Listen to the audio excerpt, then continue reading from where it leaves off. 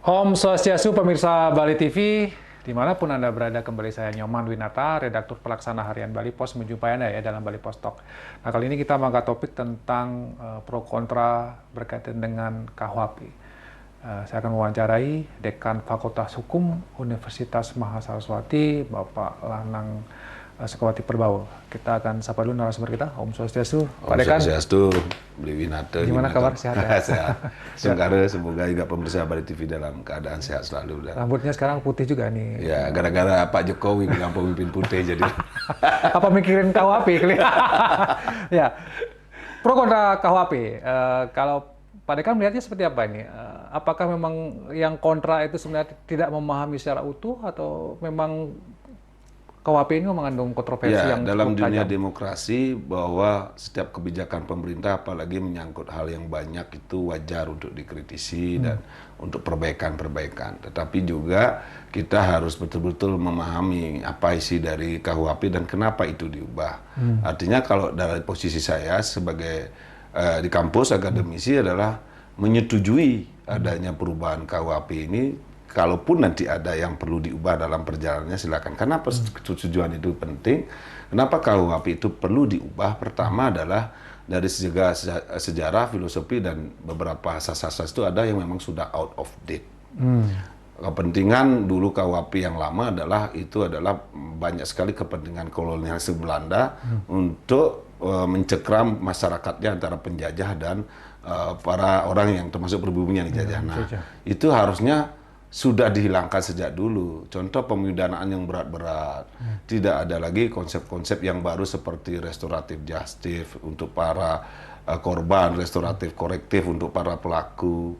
Tampil juga keadilan korektif, keadilan restoratif sama keadilan rehabilitasi untuk semua hal. Jadi termasuk juga living law yang ada di beberapa masyarakat diakui itu kan tidak mungkin ada di dalam KUHP. Di KUHP yang lama nggak ada. Tapi di KUHP yang pemidanaannya juga. Di KUHP yang baru ada itu. Ada. Tapi bahwa mungkin namanya undang-undang prinsipnya ya dalam hukum itu tidak ada sesuatu undang-undang yang sempurna pasti. Tidak ada juga suatu aturan bisa mengatur segala hal dan baik semua. Namanya juga buatan dari manusia pasti ada yang kurang. Tapi daripada kurangnya banyak, kurang lebih prinsip filsafat dan teorinya sangat jauh dari perkembangan zaman dan zaman kolonial ke sekarang yang kita adalah masyarakat peradaban yang sudah merdeka. Tentunya pasti harus ada yang baru. Tapi sambil melakukan juga kajian-kajian, masukan-masukan seperti sekarang ini. Sambil sama-sama juga diuji, didiskusikan di teman-teman kampus, di masyarakat. Karena memang KUHP ini menyangkut seluruh kehidupan masyarakat di Indonesia, baik itu mau petani, pelayan, guru, dosen, semualah. Karena menyangkut persoalan-persoalan pemidanaan, yang menyangkut misalnya pencurian, pemerkosaan, tindakan asusila, pidana asusila, termasuk juga fitnah diatur, macam-macam itu. Banyak hal yang diatur. Saya di kampus saja dengan teman-teman dosen belum semua bisa membaca secara utuh karena memerlukan waktu. 620 sekian pasal itu ya. Masih terus harus kita baca dan diskusikan. Karena antara teks, konteks, dan penafsiran ini sangat berfungsi kalau orang-orang hukum. Apa teksnya, konteksnya apa penafsirannya. Wah, itu agak lumayan diperlukan. Ya, ada yang mengatakan bahwa KUHP yang sekarang ini sangat multitafsir, kemudian ini juga menjadikan kontroversi, banyak misalnya pasal-pasal karet itu yang disebutkan. Bahkan ada yang mengatakan bahwa ini rohnya kan maunya mengurangi kolonial gitu ya, undang-undang kolonial gitu ya. Tapi kan katanya lebih kolonial lagi nih, gitu katanya. Ya, maka gimana pandangan Pak Dekan? Bedahannya kan harus di masing-masing pasal dan secara utuh teks dan kontekstual itu dibaca. Ya saya nggak setuju juga kalau itu dibilang sangat kolonial. Saya yakin bapak-bapak kita di pemerintah, bapak kita di DPR, RI, dan masyarakat sipil kan sudah banyak nih berdiskusinya karena dari tahun 63 ini diskusinya dan ya, ini cukup lama ini. Guru-guru besar saya termasuk yang pernah ikut sebagai legal drafting di hukum HAM melihat langsung berdiskusinya para guru besar saya waktu itu Pak Prof. Lobi Lukman, Prof. Muladi, Muladi, Prof. ya. Barda Nawawi, Prof. Muladi sudah almarhum, Prof. Lobi Lukman juga sudah almarhum, masih ada Pak Andi Hamzah sama Prof. Barda. Diskusinya betul-betul sangat dinamis dan tanpa beban politik, karena mereka guru-guru besar itu betul-betul sangat objektif, menilai betul-betul akademis berdiskusinya.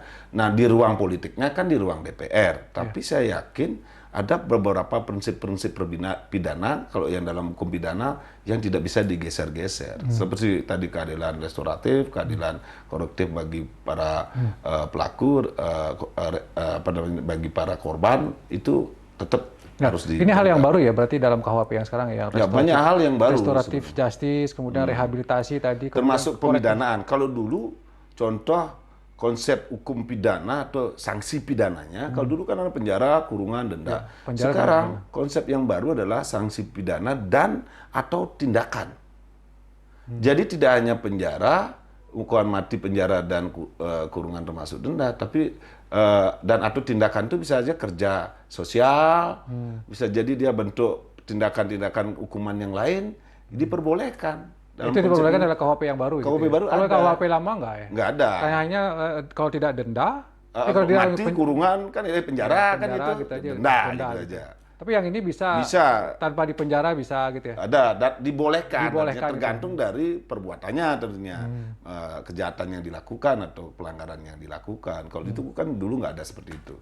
Ya, berarti yang restoratif justice ini memang Diakomodir di gitu. situ. Termasuk juga hukuman mati. Dulu kan hukuman mati tanpa persyaratan. Sekarang nggak ada persyaratan karena di dunia internasional beberapa negara maju menyarankan agar jangan Indonesia memakai hukuman mati. Jadi termasuk peradaban yang paling belakang katanya. Maka di KUHP ini dibilang ada persyaratan. Dia bisa karena hukuman mati 10 tahun bersyarat. Kalau misalnya dia nanti perbuatannya baik dan misalnya mengakui dan termasuk ada pembinaannya berhasil, jadi seumur hidup.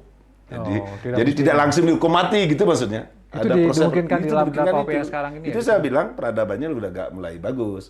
Termasuk berdasarkan keputusan presiden bisa melakukan yang mati itu jadi seumur hidup gitu. Jadi itu beberapa konsep pemidanaan namanya. Konsep-konsep baru yang masuk di sini. Ya, konsep pemidanaan yang baru. Yang itu tidak ada di KUHP. Jelas nggak ada. Dulu kan kalau mati penjara. Apakah itu berarti kemudian KUHP sekarang ini lebih soft, katakanlah, tidak sekeras yang dulu? Ya, karena kan beda konsepnya. Dulu zaman kolonial, pidana itu adalah penjeraan. Pokoknya orang harus jera, harus kapok, harus tahu rasa, kan gitu nih. Namanya dalam konsep. Nah, sekarang konsepnya tidak bisa lagi begitu. Ada konsep-konsep pembinaan. Pengembalian dia kepada hak-haknya. Mudah-mudahan dia sadar. Itu namanya pembinaan. Mudah-mudahan dia berubah. Kalau dulu nggak ada konsep itu. Pokoknya di penjara. Tapi kenapa itu sekarang ada? Memang konsep pidana sekarang memang berubah. Ini yang saya bilang perubahan harus dalam namanya peradaban kan berubah. Nggak bisa lagi model kayak dulu gitu. Tapi bukan berarti kita yang memang jahat, misalnya pelaku kejahatan kayak terorisme terstruktur, sistematis dan masif, kemudian dengan soft, santai, enggak, tergantung perbuatannya. Tergantung perbuatan. Dan orang itu ada semacam perasaan salah, ada perubahan perilaku, itu kan dinilai ya selama ini nanti kalau dalam pidana mati misalnya. Itu boleh itu maksudnya. Enggak langsung, pokoknya mati, berarti nggak bisa begitu sekarang. Baik, ada kontroversi yang lain misalnya kalau kita bicara tentang ada pasal dulu yang sudah digugurkan di KUHP yang lama ya, penghinaan terhadap presiden. Itu kan sudah digugurkan dulu di tahun 2006 mulai judicial review. Tapi kemudian sekarang muncul lagi gitu, di pasal berapa? Jadi disubversikan juga. Nah, sekarang dimunculkan lagi, apakah ini tidak bentuk bahwa setback KUHP yang sekarang? Ada pasal karet penghinaan terhadap presiden, penghinaan lembaga negara dihidupkan. Kalau saya terhadap tindak pidana politik ini sangat moderat ya. Kalau yang dimaksud dalam pasal 218 dan seterusnya termasuk penghinaan terhadap lembaga-lembaga negara itu terkait penghinaannya dia secara pribadi misalnya untuk kewibawaan lembaga-lembaga negara ini wajib, dan ini delik aduan. Dia kepala negara atau siapa kepala negara atau kepala pemerintah lembaga itu sebagai pelapor.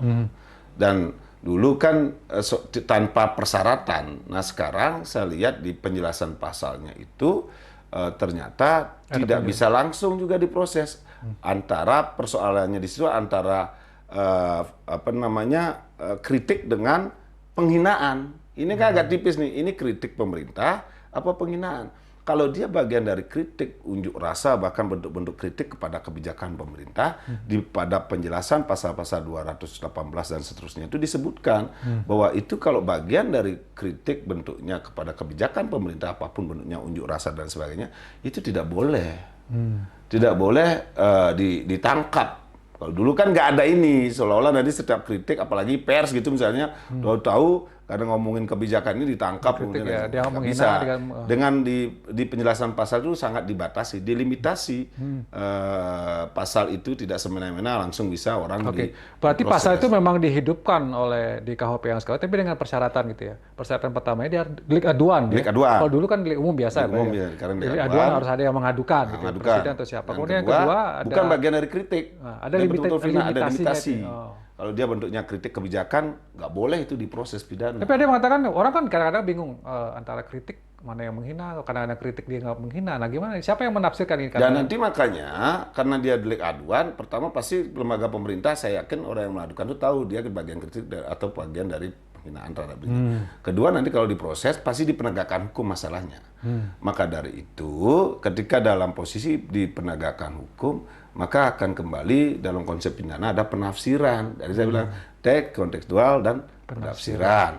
Maka dalam hukum pidana di dalam poin-poin di pasal-pasal di awal 23 itu disebutkan kalau nanti ada penafsiran, beberapa penafsiran yang ada, maka penafsiran yang dipakai oleh penegak hukum adalah penafsiran yang menguntungkan terdakwa atau pelaku. Itu disebutkan di sana. Ada menguntungkan terdakwa. Bukan Bukan menguntungkan pelapor kan? Contohnya kayak tadi kritik yang mana nih? Oh ternyata kritik ini memang yang dimaksud dalam penjelasan ya sudah nggak boleh proses. Jangan penafsirannya yang karena ini bagian dari penghinaan nggak boleh. Sudah ditetapkan bahwa penghinaan di dalamnya misalnya tidak termasuk di kritik terhadap kebijakan, maka nggak boleh dia masuk. Ini bagian penghinaan nggak bisa. Pasti secara historis nanti pemerintah yang DPR dari hasil keputusan ini kan memberikan interpretasi juga. Historisnya begini loh. Karena saya dengar bagai Pak Wamen maupun DPR bahwa ternyata kritik dari mahasiswa apalagi akademisi dan pers tidak boleh kalau kritik kebijakan ini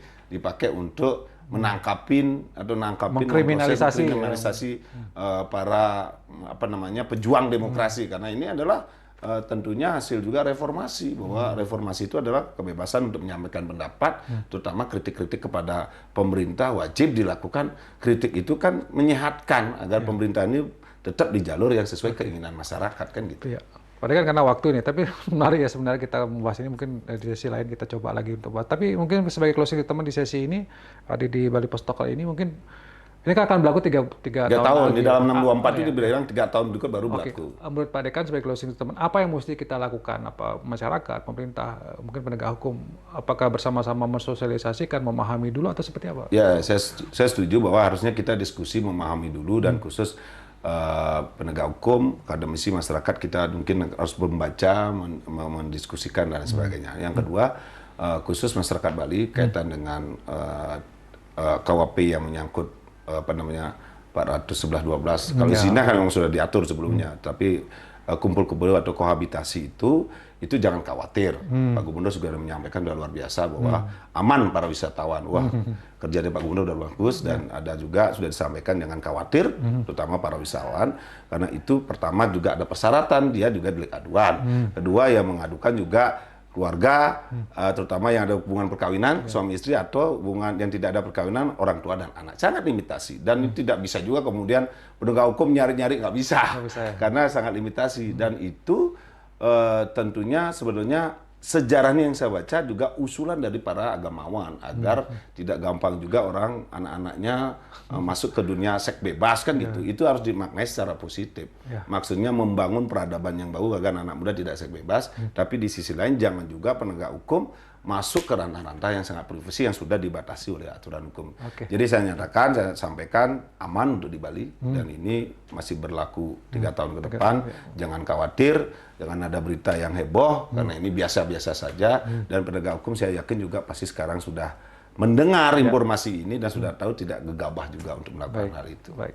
harus seimbang kayak gitu ya, seimbang memahami gitu ya. Tapi memang waktu 3 tahun mudah-mudahan kita bersama-sama bisa memahami lebih dalam ya, sehingga tidak ya itu tadi misalnya menguntungkan terdakwa atau menguntungkan yang Jangan juga dilaporkan gini, gitu ya. pasal ini dipakai, mohon maaf tanda kutip, pasal untuk ngetip untuk cari Ya, uang, ya, itu bahaya juga. Ada juga yang mengatakan restoratif justice itu bisa jadi bisa ruang untuk korupsi ya. Gitu. Mudah-mudahan nggak sampai segitu, saya yakin. Ya pengawasan bersama berarti ya Pak Ya. Dekan. Baik, terima kasih Pak Dekan. Dan demikian Bali Post Talk kali ini saya ucapkan terima kasih atas perhatian Anda. Saya tutup dengan promo Santi. Om Santi. Terima kasih, sampai jumpa.